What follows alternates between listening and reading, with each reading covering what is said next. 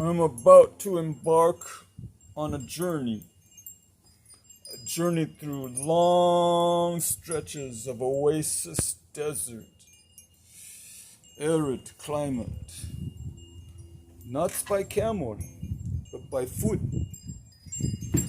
And I have a little water, yes, but I also know where some very important wells are that were dug out by my ancient fathers, and they're still there.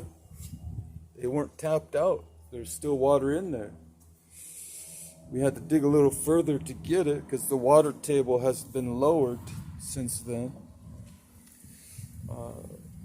The earth has gone through some changes climatically and geographically and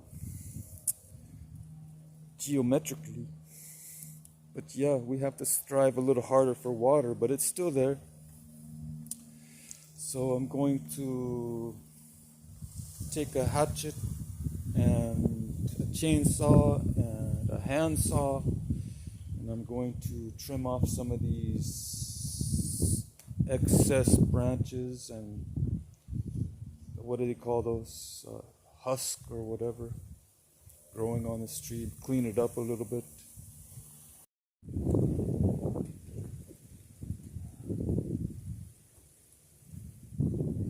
Hello. Look at this song.